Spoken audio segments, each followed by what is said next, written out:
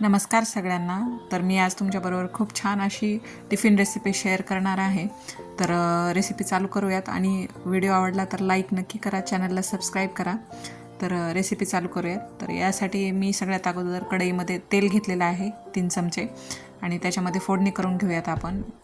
1 चमचा मोहरी आणि 1 चमचा जिरे टाकलेले आहेत मी. जिरे मोहरी चांगलं तडतडू द्यायचं आहे आपल्याला.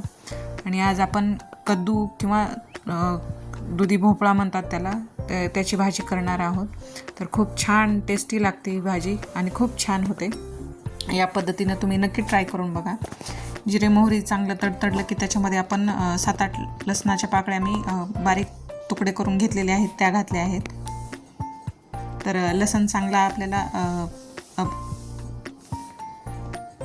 लालसर होऊ द्यायचं आहे. लसण चांगला परतून झाला की त्याच्यामध्ये आपल्याला बारीक कट केलेला कद्दू टाकून घ्यायचा आहे. तर तुम्ही चॉपरमध्ये चॉप करू शकता. मी अशा स्लाईस करून घेतलेल्या आहेत आणि 2-3 मिनिट आपण फोडणीमध्ये परतून घेऊया भाजी.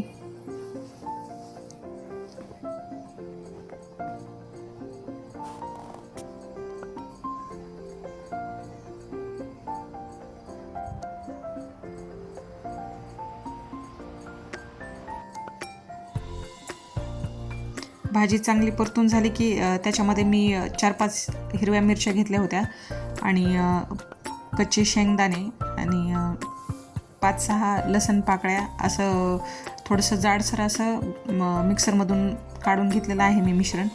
तर ते त्याच्यामध्ये टाकून घ्यायचं आहे. आणि तिखट तुम्ही तुमच्या आवडीनुसार कमी जास्त करू शकता. मी 3-4 घेतल्या होत्या हिरव्या मिरच्या, मीडियम तिखट. तर तुम्ही तुमच्या आवडीनुसार घेऊ शकता तिखट जसं तुम्हाला आवडतं तसं.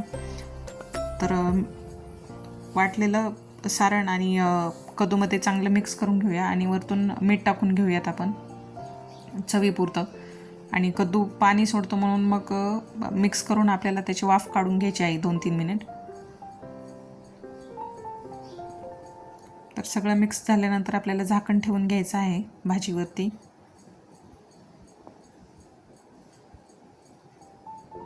2-3 मिनिट वाफ काढून घ्यायची आहे. 2-3 मिनिटानंतर परत एकदा मिक्स करून घेऊयात.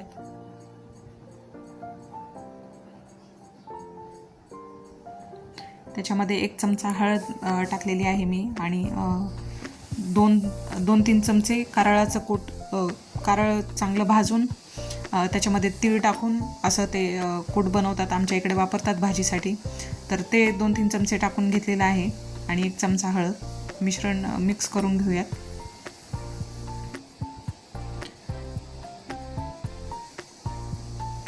आणि तुमच्या भाजी तुम्हाला जशी आवडते, म्हणजे जास्त रस्सा जर भाजी आवडत असेल तर थोडंसं जास्त पाणी टाका. मला थोडीशी घट्टसरच करायची आहे भाजी, म्हणून मग मी त्यानुसार पाणी टाकत आहे.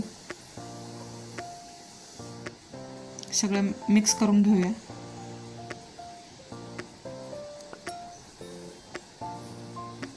आणि वरतून कोथिंबीर टाकून घेऊया